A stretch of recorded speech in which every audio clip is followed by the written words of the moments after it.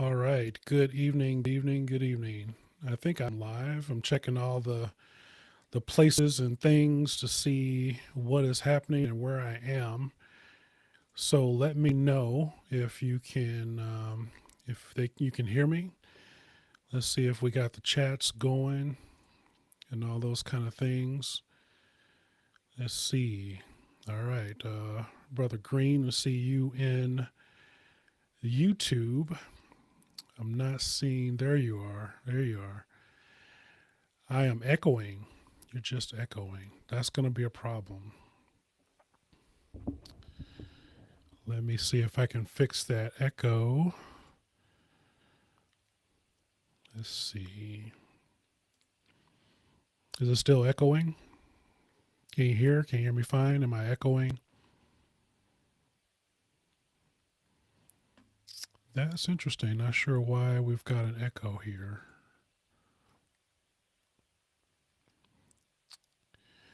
Miss Debbie, good to see you. You say you can hear me fine? Matt says you hear me good. Maybe it was echoing as I was checking to see if everything is working. So Facebook says it's good. And I got people in the chat. Yeah, Facebook says it's good. And Dwayne, you saying it's pretty bad. So let me know if you still hear anything. All right. Thank you. Dr. Dan says no echo. Cool. Cool. All right. I guess we'll roll with this then. I'm happy with this. I can see the things in here. See if this thing works. It's Dr. Dan Eddington, come. Thank you for being here, brother, and the support that you given to me tonight. Pastor Strong, I assume that is you here on the YouTubes. And we got Debbie here as well. No echo. So I think we're good. You never know what these things, the technical difficulties that happen. And as technical as I can be, then, sometimes you have stuff that just doesn't want to work. And that's just how technology is. So thanks, Dwayne. Looks like we figured it out. We got it ready.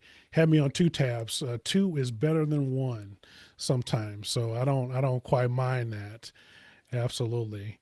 Um, all right, we got the church guy. Hey, brother. Good. Thanks for coming over, man. Good to see you here as well. Man, this is cool. It's been a long time since I did a live. I've only done one ever, and that was when there was a storm on the Capitol, and I said, "Hey, I'm going to try this live thing out and see how it works, and then I'm going to be doing lives all the time." And so that was January. Now it is April. Almost headed into May, but man, this is something that I really enjoyed and wanted to do it again, and man, it's just incredible to have here. No kidding. Is that right, Dwayne? Got a shout on Jason Mayfield. Hopefully it was good. Jason Mayfield is a good friend, man. He's been encouraging to me as I'm jumping out in the digital space and everything that's going on. Just watching folks like him and the Trey Van Camps of the world, some other ministers and pastors that are doing some great things. And it showed me, yeah, there's a need, there's a want for, content like this. People want to hear biblical truth. And, God has called me to share the gospel. And I'm convinced that we're in a Roman road area where we have YouTube, Facebook, and everything else on the internet where it's ripe for us to get out this biblical content, and people are ready and wanting to hear it. So that's why I'm here. That's what we're doing. This is I call it the Work It Out podcast, the Work It Out podcast live here tonight. What I do, I guess I should introduce myself. For those of you who do not know me, I'm Pastor Vaughn. I'm the lead teaching pastor in Bolingbrook, Illinois. And I answer everyday questions from a biblical perspective so that you can be strong and courageous in living out your faith. As I talk to people, one of the challenges is that There's so much to the Bible. The Bible in 66 books, so many different authors. It's really difficult to understand any and everything. And then when you look at what's happening in the world, well, how do I apply what the Bible says to what is happening right here and right now today? And so I try to help in that endeavor. The master here, Trey Van Camp. Thank you, brother, for showing up. He's been a great friend as well and mentor. I found Trey. I was watching another YouTube channel, and they were talking about, hey, you need to learn about Trey Van Camp. He's this pastor, he's a church planner, and he's doing vlogs, and nobody else is doing this. And so I wanted to check him out. And man, just getting to know him, he's been really cool. Been able to answer questions for me, and just I've been on his channel and things of the nature. He has been very gracious with his platform with me, so it's been fantastic. Thank you, brother, for being here. I am grateful for you as well, man. This is cool. So tonight, I really just want to jump into a couple of topics. I'm not going to stay on very long. Some things that are top of mind that I've seen in the news, but as I'm going on this endeavor of YouTube, I am pushing toward 500 subscribers, and I'm super excited. Never thought, well, I hope that I would get here one day and get beyond. And we're getting there slowly but surely. But it's not really just the numbers; it's the community that's been growing because of this. I've been able to connect with the Trey Van Camps, the Dwayne Greens, the Luke Perkins of the world, and so many others. We've been able to get to know each other and really form a community, and that's what's really about. And I've been encouraged because people are being encouraged by the content that God has given me to deliver. And so when people have been able to learn more about Jesus, they've been able to learn more about the Bible and feel confident in what it says and how they should live their lives. It's just been fantastic for me. And so these 500, almost 500 subscribers at this point is becoming a really close knit community. And I'm so excited about it. And so what I want to do is have a giveaway. I think the last I checked, I was at 401 subscribers on YouTube. And once I get to 500, I want to do a giveaway just to say thank you for supporting me and this channel and this digital ministry. And so I'm still working out the details of what that giveaway is and what it looks like. So there's more to come. One of the things I'm thinking about is to give away a Bible. Many people have commented on the lion and the lamb that I have back here. Yeah, I've been pastor here for a few years, and there was some other artwork back there that just wasn't me. And so I was on the search for finding something that really, kind of fit me, fit my style, and really communicated well. And then I saw this portrait, this painting, and I said, that's it. And the lion and lamb motif is just huge for me. And maybe that's going to be a video for another day. But sticking with that, one of the things I'm thinking of giving away is one of these special custom Bibles. This is a ESV journaling Bible, and you can see it fits with the motif here that we have, the lion and the lamb. So I'm considering giving one of these away for when I hit the 500 subscriber mark. And if you've looked at any of my videos, I talked about reading the Bible and especially journaling. This is a journaling Bible, and so you go in and do your reading using the HEAR method, the ransom method, SOAP method, whatever it is, in your daily Bible reading. And you can jot your notes here on the side. It's got places for that. So I think one of you would love to have one of these. And so that's what I'm considering. Let me know in the chat if you think this is something that you would like to have in your collection. I am, it's weird that I collect Bibles. Or maybe it's not weird. I don't know. There's worse things that you could collect, but I've got Bibles like this. I've got, the goat skin, the lamb skin, the calf skin, and all that kind of other kind of skins. I don't have any alligator or anything like that. But so if my birthday is coming up, if you want to do something for me, get some alligator skin Bible or something like that for me. But man, I just love being able to get into God's word. And when you've got, something that is nice to hold and you enjoy it, it just makes being in God's word that so much more enjoyable. So I'm hoping to extend that to one of my gray subscribers so that as I hit 500, this isn't a premium Bible. I didn't show the edge either, but this isn't a premium Bible, but with this artwork that's on here, it is beautiful and fantastic. And so, like I said, details to come on what that giveaway will look like, and I'll make sure everybody's aware. It'll be some shape, form, or fashion. All my subscribers will go into a bucket, and I'll pull some names out of that in order to give it away. So, yeah. Yeah, Miss Debbie says she loves the wonderful picture behind me. Uh, my brother Donnie, good to see you, Donnie. Thanks for coming in, man. Yeah, this he is a fellow collector as well. Also, my other brother Richard. Thanks for coming, brother. Good to see you. Long time no talk. Saying it's not weird at all. If it was weird, I would accept that. I'd be okay. I understand that we've all got our quirks and whatever. Hey, Ryan, yeah, he says the Bible is fire. It is fire. I was so excited. I haven't even cracked the binding on this yet. I kind of wanted to keep it pristine. I'm not sure I'm going to even use it. But and by the way, I'm going to keep this and I'll buy the winter one. I'm not giving this one up. I'm going to keep that in my collection as we go through. Okay. So we're at 403 now. Yeah, if you're on Facebook, by the way, most of this content is going to be on YouTube. Facebook is going to hate me because I want you to go over to YouTube. I want you to subscribe, like, and share the content from there. And the faster we get to 500, the faster we can do this giveaway. So to be super excited. So thanks for letting me know. Thanks for those few more who have subscribed. Love to have you in the community. That is special to me. David, brother, man, you've been so great and been encouraging. Yeah, this is going to be epic, if you want to say that. Yeah.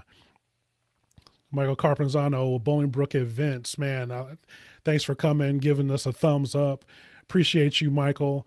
Yeah, always supporting the community. And you know me, even though I'm not a native to Bolingbrook, it has become my home. And it's just been cool to be out in the trenches with you, brother. Thanks for stopping by.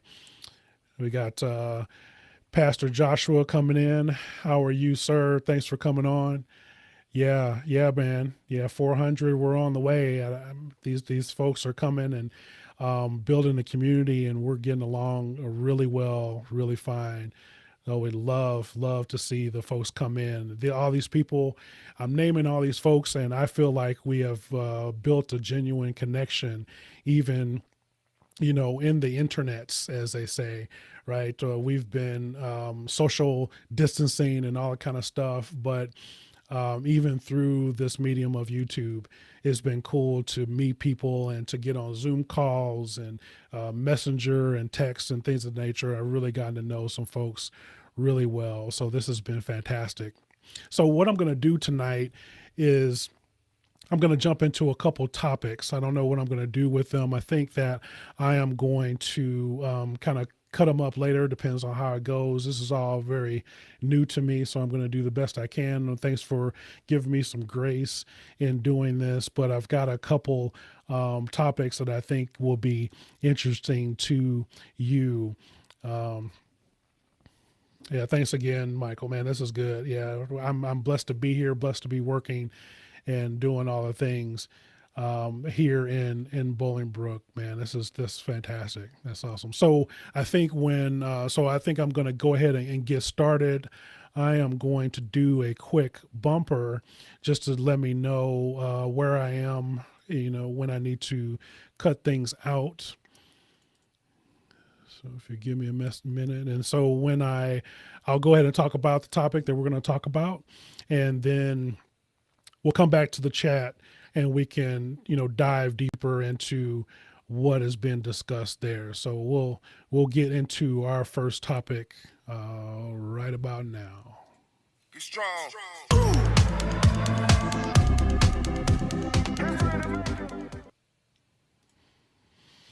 All right. So apparently, a New Yorker has come to sue New York because he wants to, or they want to. We don't know the gender at this point. An adult offspring is suing to overturn laws of incest because this parent wants to be able to marry their child.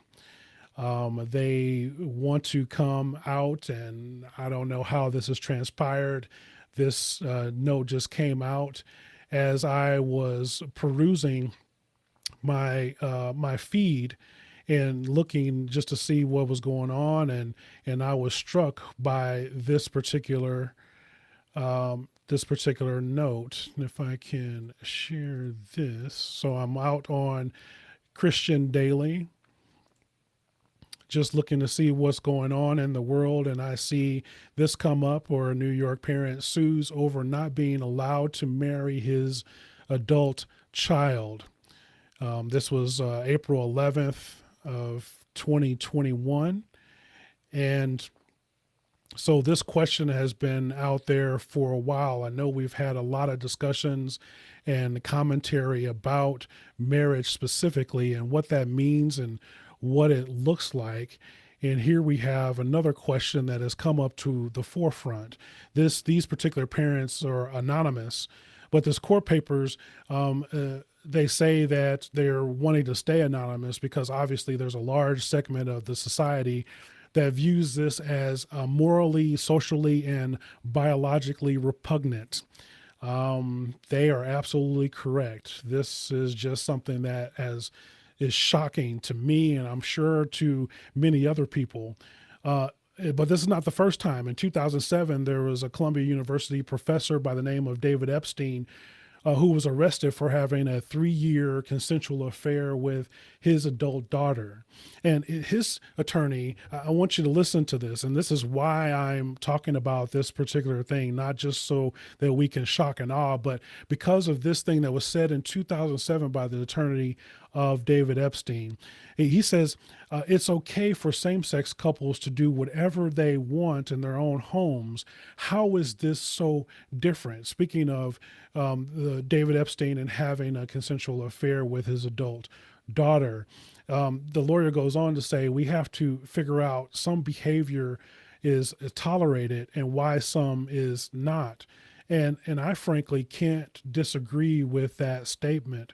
If we look at the reasons for marriage and why it's there and what is supposed to be there for, we have to have just scales.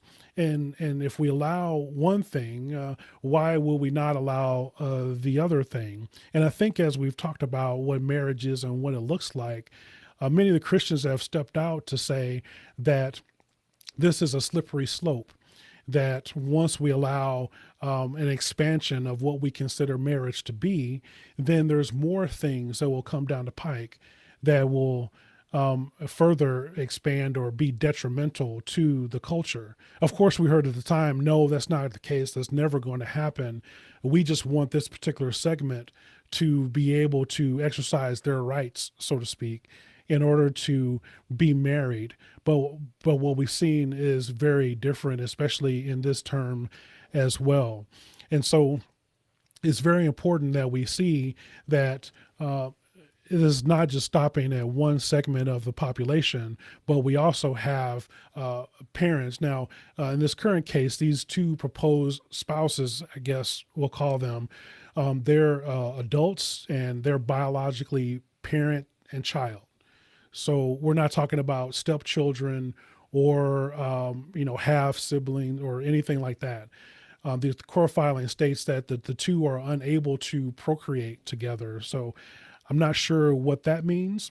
I'm not sure if that means this is a same-sex relationship or if there's some biological factors where neither can procreate.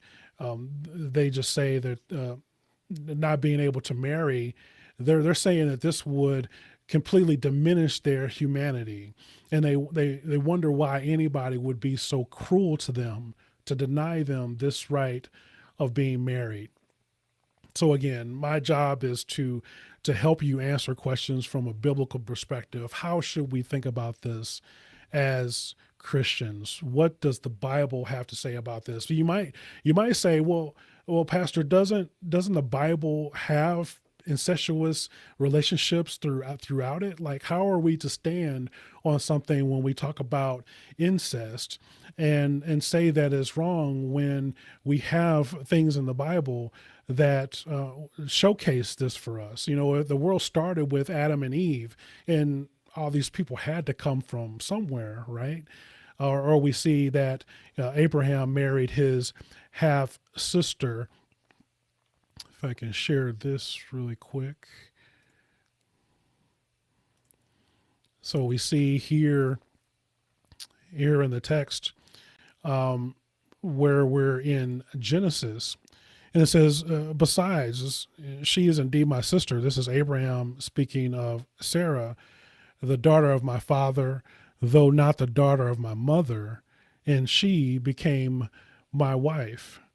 So who are we to say, and how do we stand on this to say that it is not okay for someone else in order to be able to be married in this way? I might get kicked out of YouTube and Facebook if we talked about Lot and his daughters in Genesis 19. That was a crazy thing that happened, but something that we should recognize nonetheless. Or what about Moses? His father Amram married his aunt Jochebed. Or what about David's son Amnon, and who was with his half sister of Tamar? Then we go on here to say, let's look at Leviticus. And so this breaks it down for us as to the stance that is laid out biblically by God himself in the giving of the law, where it says, none of you shall approach anyone who is his close relatives to uncover nakedness or have sexual relations. He says, it's because I am the Lord. You shall not uncover the nakedness of your father, which is the nakedness of your mother. She is your mother. You shall not uncover her nakedness. And you shall not uncover the nakedness of your father's wife. It is your father's nakedness. You shall not uncover the nakedness of your sister, your father's daughter, or your mother's daughter, whether you brought up in the family or in another home. You shall not uncover the nakedness of your son's daughter, or the daughter's daughter, or for the nakedness is your own nakedness. You shall not uncover the nakedness of your father's wife's daughter, brought up in your father's family, since she is your sister. You shall not uncover the nakedness of your father's sister. She is your father's relative. And you shall not uncover the nakedness of your father's brother. That is, you shall not approach his wife. She is your aunt. You shall not uncover the nakedness of your daughter-in-law. She is your son's wife. You shall not uncover her nakedness. You shall not uncover the nakedness of your brother's wife. It is the brother's nakedness. You shall not uncover the nakedness of the woman and her daughter, and you shall not take your son's daughter or her daughter's daughter to uncover her nakedness. They are relatives. It is depravity. And you shall not take a woman as a rival wife to her sister, uncovering her nakedness while her sister is still alive. So, I mean, this covers a lot of ground for us.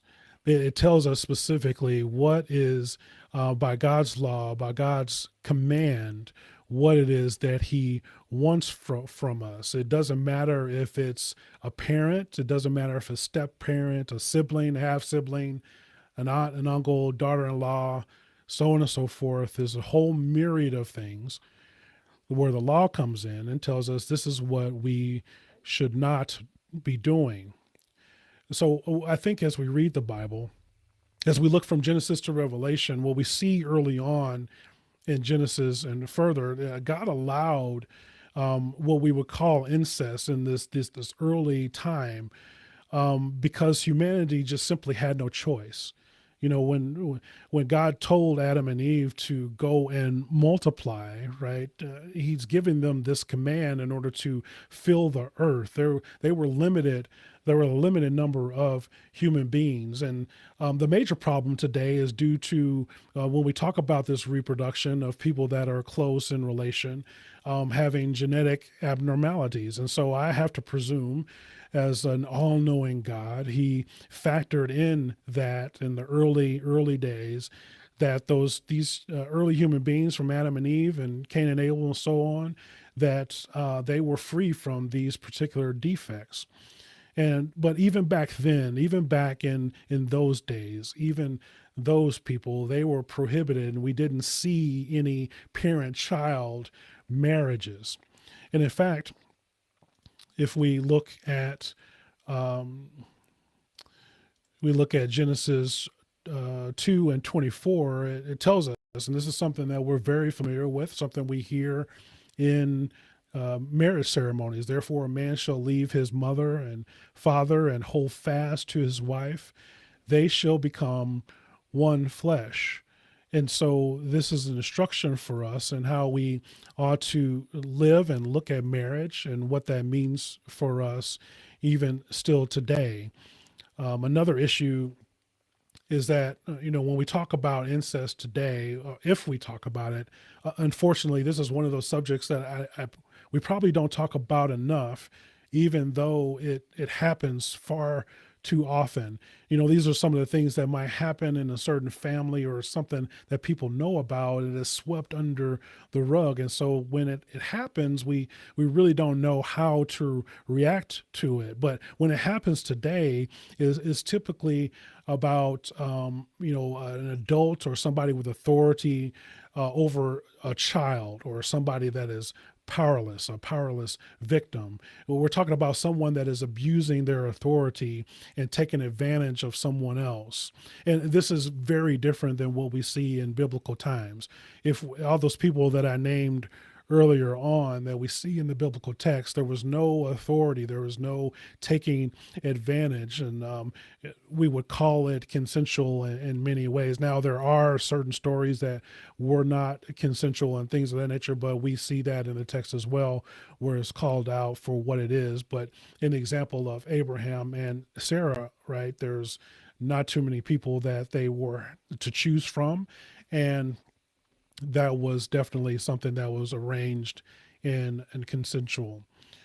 So God, what he does is he protects us. He gives us this law and it prohibits these things for our protection and for our good.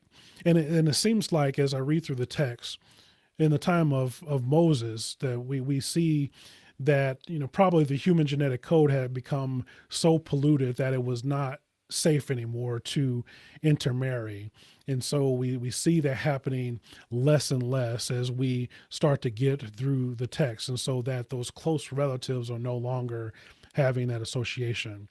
And like many things, as we see things coming, and as we get more technology and more information and we study things more, century later, I think we see and understand through the study of genetics, we understand why it's unsafe to have parent and child or siblings or things of the nature being together.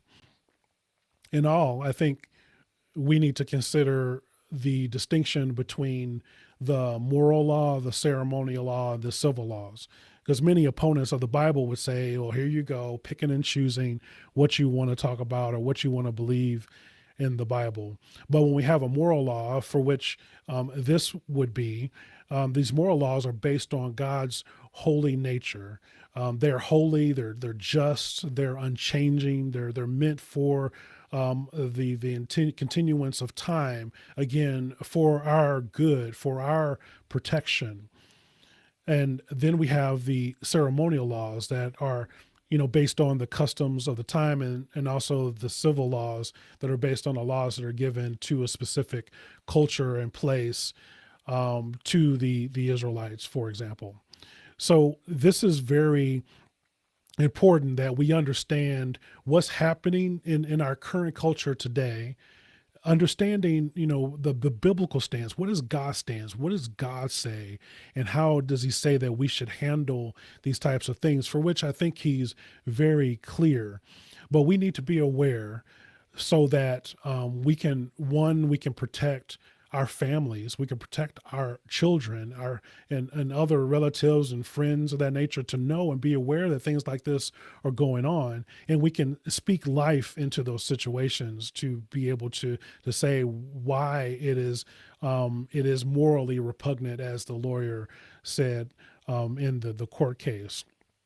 And as we, come to the voting booth and are asked to give a judgment on changing things that God has instituted, that we can stand with our conscience clear, knowing that we're following what God has called for us, to be able to vote our conscience based on our biblical understanding of what God has called us to do. So again, this is not for shock and awe or to be appalled, but this is, I wanted to bring this to the forefront for our awareness, so that we can know how to respond, that we can be looking out for things like this and be able to know what to do with it from there. So anxious to see what you think about this. Do more study, or what it may be. And, this is a topic that I think is probably not talked about enough, and I want to know if you might agree. So I appreciate your comments below. All right, folks. What do we got? What do we got? I'm going to go through the comments. So I'm going to scroll up. There's a lot that I missed because I was focused on what I was saying, and hopefully that came out. Yeah. Yeah, Josh, I mean, definitely right. We've got to be vigilant as Christians. Unfortunately, I think, we just tend to let things fall aside. We say the world is going to be the world, and we just let them be destructive. But like we see in Genesis, with the serpent, the serpent comes and he twists God's word just enough where it sounds like, oh, maybe you are right. God did say this, but maybe I misunderstood, and maybe what you're saying is right. Instead of putting our foot down, being convicted toward what God said and how he said we should live our lives, we are hoodwinked by the world, by the evil one, and what is going on. And so this is why we need to be vigilant. We need to be biblically literate to understand what the Bible says, and spend time with him in his word, and spend time with him in prayer, so that we can understand and be able to stand on that and be able to live it out moment by moment, day by day.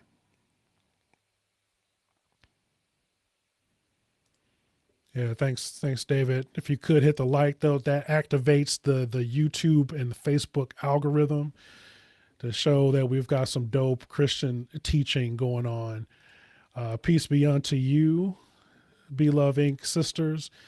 Thanks for coming by. So good to see you all here. Clint Zeller's in the house. What's up, Clint? Thanks for coming by.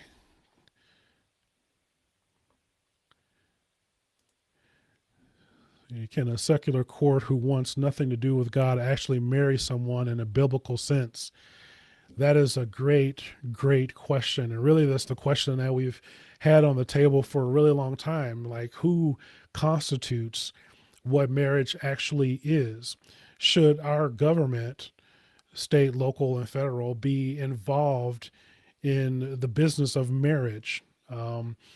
Especially when it comes to who my beneficiaries are and things of that nature. This is a great question that we ought to be asking ourselves, and understand where that might be, whose authority is what, and where does that end, and what does that look like?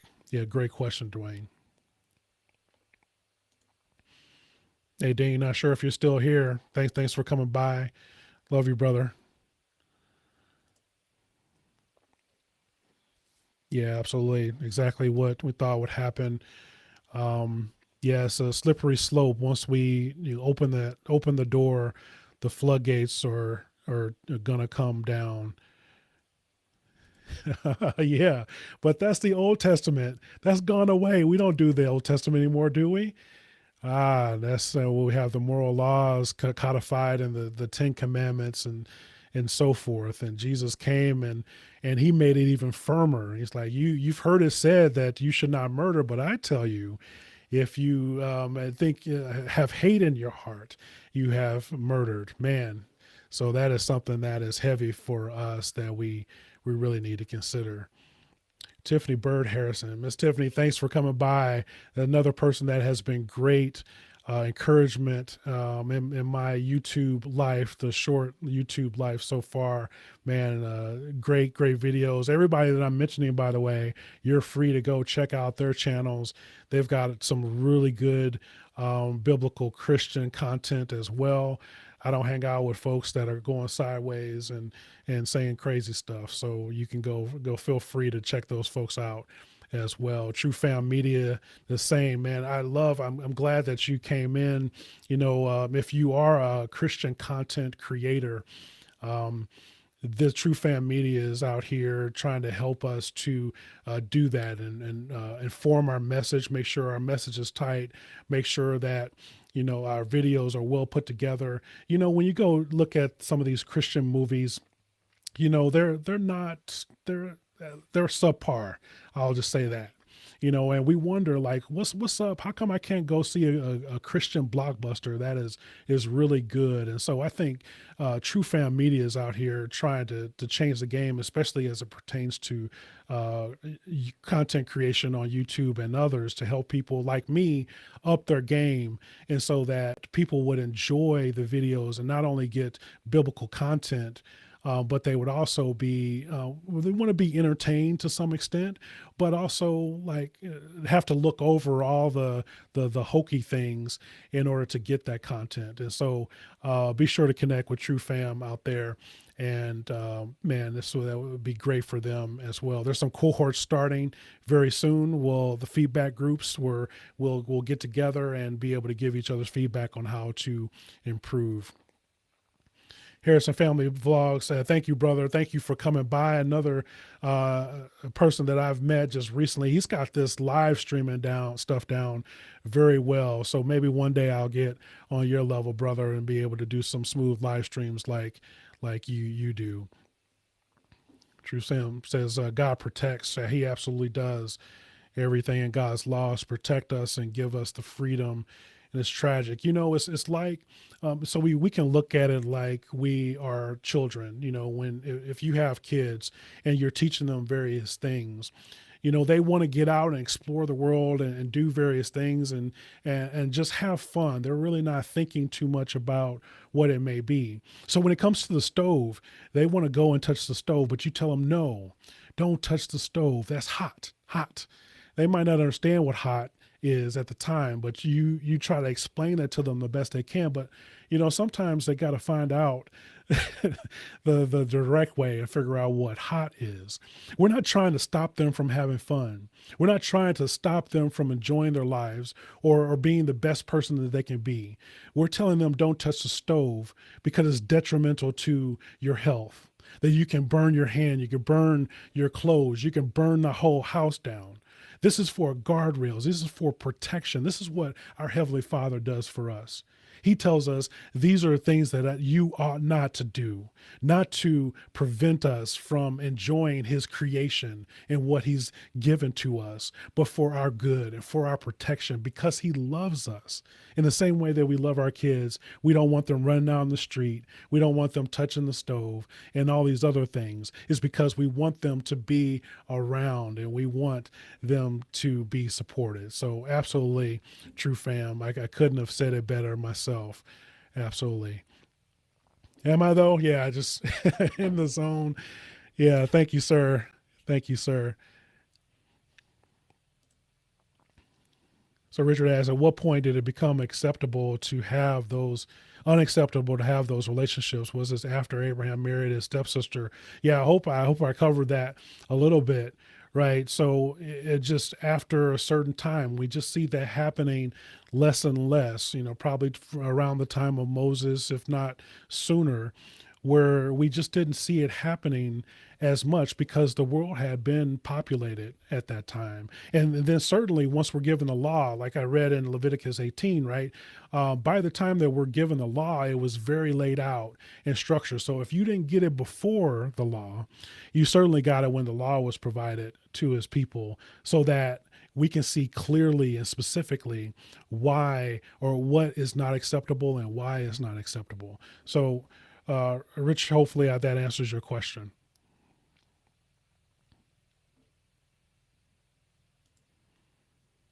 Hey, Luke, thanks for popping in.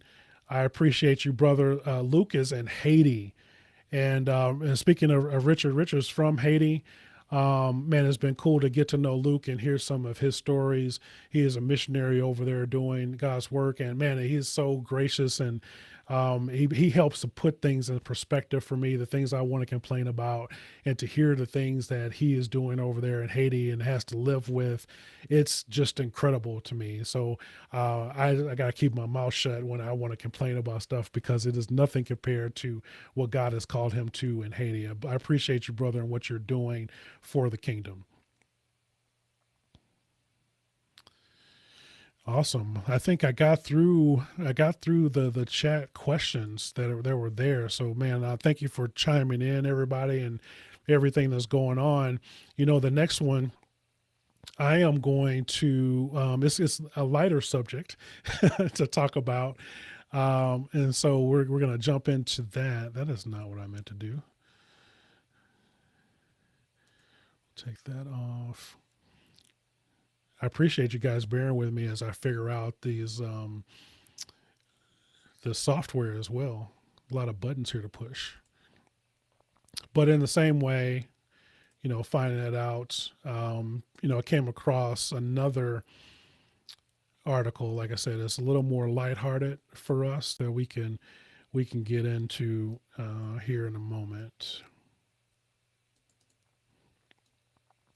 So I'm going to dive into this, and we'll come back for to chat about some thoughts and questions.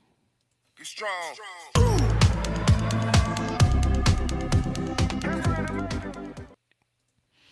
So Justin Bieber is in the news. I just found this out. He released two albums. He released one for his fan base, and one that is a more gospel centered album. And so, if you're not aware, Justin Bieber has come to know the Lord, and he's been baptized. And if you watched him or have listened to him lately, it's really encouraging.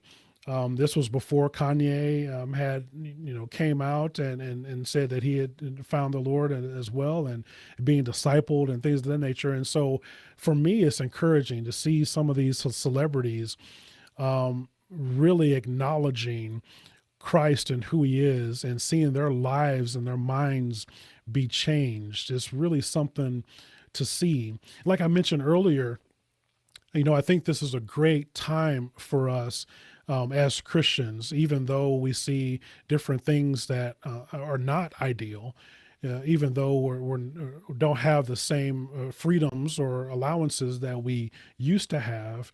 Because of this whole vid thing, this pandemic, I think people's hearts are opening up, and they're looking for hope. They're looking for a path to go down when they're faced with sickness and mortality. They're looking for something. And brothers and sisters, we have the answer. We have something to provide to them, to let them know there is hope in this hopeless world.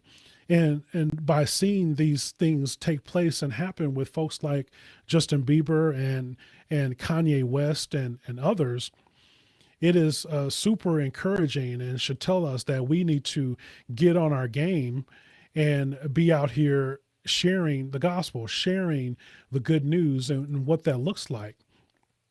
So as I'm perusing Christian Daily, as I am wont to do, Justin Bieber comes out and he's talking about, it says he slams pastors who put themselves on a pedestal. And it says that he is a former New Song member. under the pastor Carl Lentz. Unless you've been living under a rock, I'm sure you've heard of Carl Lentz, who was fired because of an affair that he was having and things of that nature. Um, and I don't know if this is a strike at Carl Lentz specifically or people like him, but it is interesting to see kind of the lifestyle of some of these. I'm not just going to say megachurch pastors. I think a lot of pastors can tend to fall into things like this, where they have some type of celebrity status, or people feel like they have a special relationship with God that isn't afforded to others. Here's what Justin Bieber says. He says, I think so many pastors put themselves on a pedestal, as this is told to GQ magazine. And it's basically church can be surrounded around the man, the pastor, the guy. And it's like, this guy has an ultimate relationship with God and that we all want, but we can't get because we're not this guy. And he says, that's not reality though. The reality is every human being has the same access to God. He goes on to say, he is grace. Every time we mess up, he's picking us back up every single time. And that's how I view it. And it's like, I made a mistake. I won't dwell in it. I don't sit in shame, but it actually makes me want to do better. This to me is refreshing.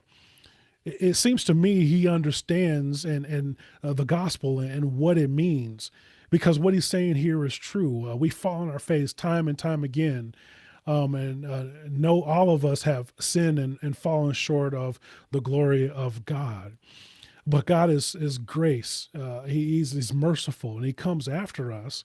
He leaves the 99 and comes after the one and brings us back into the fold because he loved us. As a matter of fact, he sent his one and only son that whoever would believe in it would not perish, but have everlasting life. This is so encouraging to me to see these things. But what he's saying is right. You know, we tend to put these people on a pedestal, especially when it's a mega church pastor responsible for multiple services and thousands of people. And we see this in other sects as well, that there's some hierarchy and that the ordinary person can't get to God, and you have to do all these things and be studied and go to seminary and whatever it is. And that simply is not the case. And I wanted to bring this up because, like I said, I'm encouraged that this celebrity would come out and say something that just hits like a rock and is so truthful. Something that we need to be aware of, whether you're a pastor here in the chat and watching this, or whether you're, another ministry type worker, or maybe you're just a church goer. You should not feel that God is not accessible. He had this plan to reconcile us to him so that he could be accessible. And this is the difference from Christianity and everything else.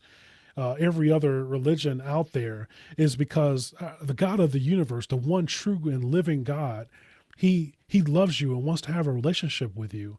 And there's no barriers. All you need to do is confess with your mouth that Jesus is Lord and believe in your heart that God raised him from the dead, and you will be saved. It is that simple.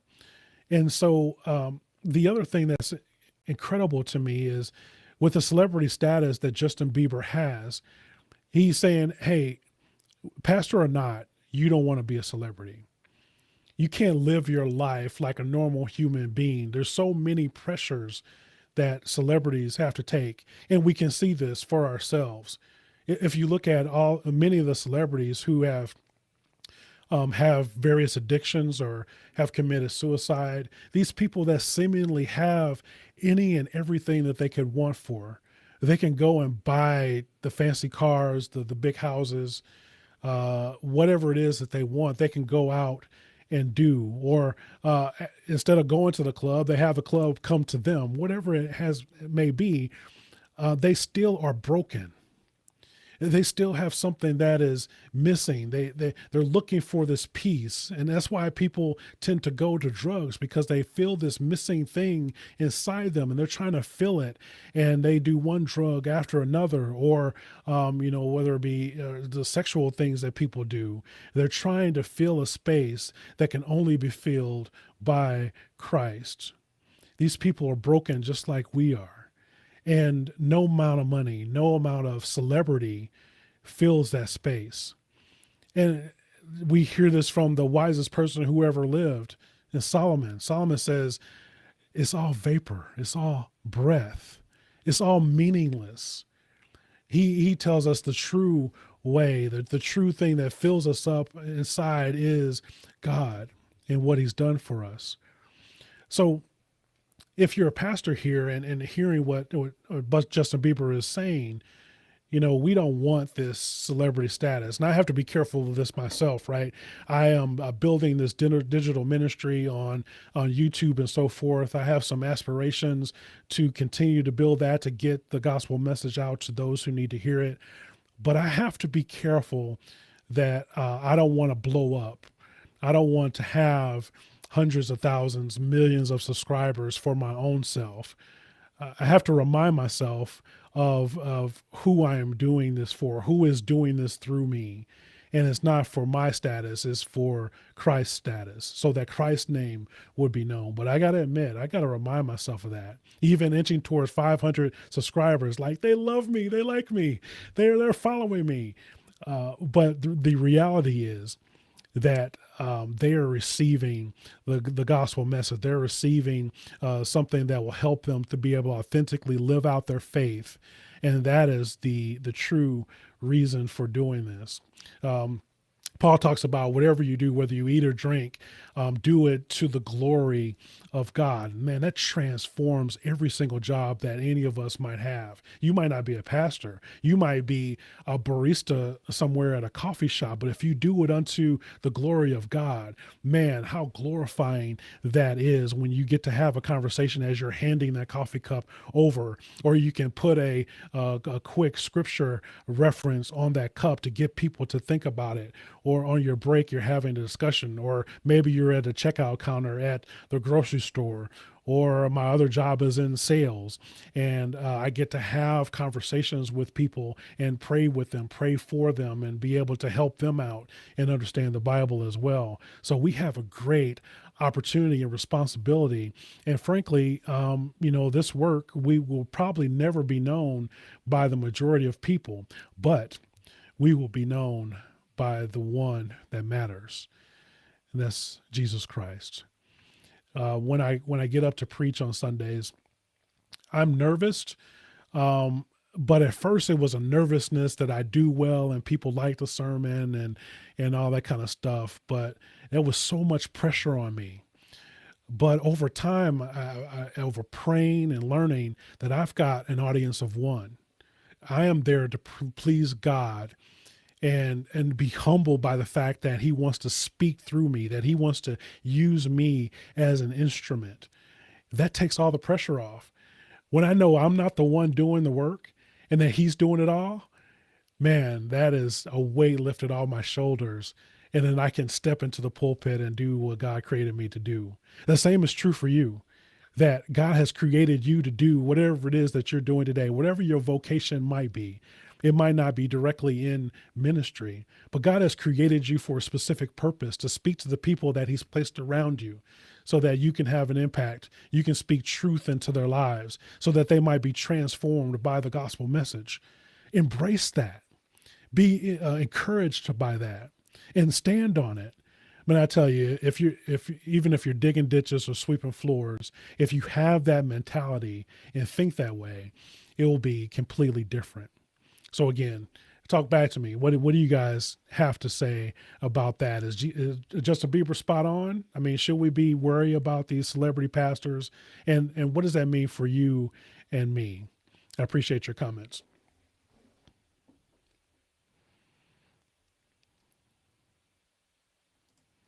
All right, what do we got here? Yeah, Bieber with that fire. I listened to his album. I didn't realize he released two albums.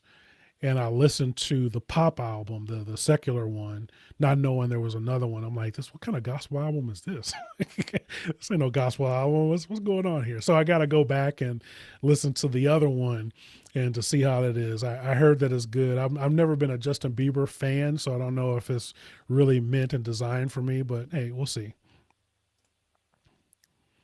Orion said he did a video on this.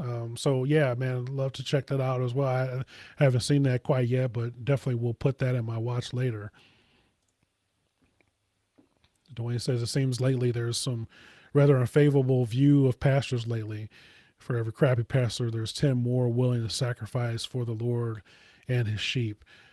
Amen. So that's the reality, right?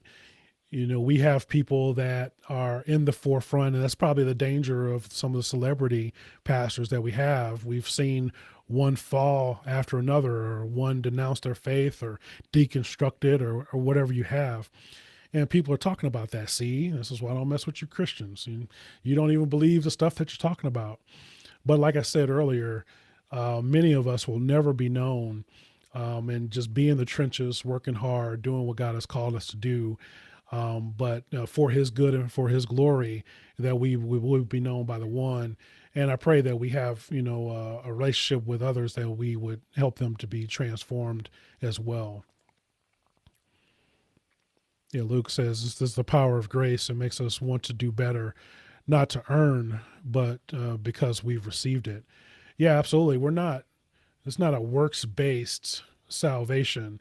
Now, if when we're saved, the fruit of that salvation would materialize in those works, but it's not so that we can earn our right. We just can't earn it. There's nothing good on your best day, on anything that you're doing. You cannot earn what God has already freely given to you, and that is amazing to me every time I think about it.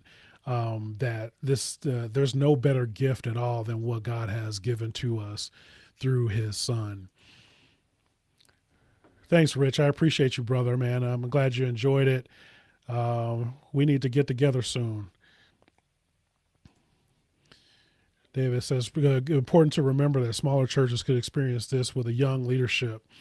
And I've seen it happen. There again, the standards set forth of the word of God for leadership protects us. Yeah, you're right. Especially, so I'm revitalizing the church that I serve now. And a lot of churches that are in revitalization, now revitalizing means in our context is, it's a 53-year-old church, has an aging congregation. We have some segments of the generations that don't attend or are not members. And so we're in the process of restructuring and kind of, augmenting and updating some of our processes and services and things of that nature. So that's kind of what revitalizing looks like. But some people think the silver bullet is they go find a young pastor and he'll fix everything. Everything will be great. We find a young pastor, then the young people will come and we'll be thriving again. And sometimes, that guy gets put on a pedestal, and maybe he's got a gift for speaking, and gets shot to the moon really quickly, and unfortunately can fall down hard as well. Yeah, stay humble. It's very hard to stay humble, knowing that, that must have resonated. Tiffany says the same thing. Thank you, Tiffany, for praying for pastors. It is difficult, but that's what God has done. He's placed us here for a reason, and standing on the truth is what we need. So, that's all I got tonight, man. This was cool. This is fun. Hopefully, it was fun for you and encouraging as well. If there's any questions, throw them in the chat now, and I'll see if we can get to them. But remember, I'm on my road to 500. I don't want to stop there. In order to support this ministry, 1,000 is kind of the key that we're looking for to monetize, but also another way that you can support this ministry. I'm powered by coffee. So if you want to buy me a coffee, you can go to buymeacoffee.com/Pastor Vaughn, and you can support the ministry. You can be a monthly member. or you can give a one-time support. That's going to go directly to the digital ministry. I also send a portion out to support missionaries as well. But my goal is to continue to build this platform so I can give you a way to live authentically from a biblical standpoint. And whatever support that you decide to give would be a huge blessing. And again, it's buymeacoffee.com/Pastor Vaughn. I don't have monthly um, uh, gifts yet, or monthly incentives, I guess I should say. I'm in the process of continue to build that up. My goal is to have a membership site where I can give you guys some extra benefit and insight, or different teachings as well that'll be exclusive to the community here at Vaughn Sanders Ministries. And so that is a work in progress again. So those funds will help to make those come to fruition. If you're on Facebook, please jump out, search Vaughn Sanders Ministries on YouTube, like, comment, subscribe, all those things. Do something with the YouTube algorithm to let YouTube know that I'm doing something that people care about and is a benefit to others. So if you would subscribe, that not only bumps the numbers up, but also helps this content get out to other people. My last video that I did on Lil Nas X is my highest performing video to date. Almost got 1,000 views on that, and it's blessing and humbling because of the people and what they're saying about the content that's there. They are, saying, "Hey, I've never heard a pastor speak like this before." And so that's encouraging to me to know that I'm doing what God has called me to do. And man, I just love you guys and for your support.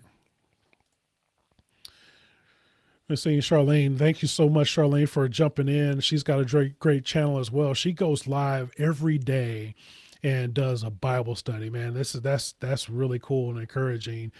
So if you want to check out Charlene's outreach ministries, that would be fantastic as well. Yeah, Rich, I'm glad this was encouraging and fun. Thank you as well for being here. So those are all the comments that I have. I can't thank you guys enough for joining me tonight. If you want, I'll try to do this more. I won't be able to do it every week, but I will do it as frequently as possible, at least once or twice a month. I love interacting with you guys, and hopefully you get to see a little bit more of my personality. Those of you who are not in my family, you get to see kind of how Vaughn is outside of those typical YouTube videos, and we get to know each other all that much better. So thanks again for all your encouragement. Thanks for hanging with me and chopping it up with me tonight. I'm going to leave you all with that. Thank you and God bless you.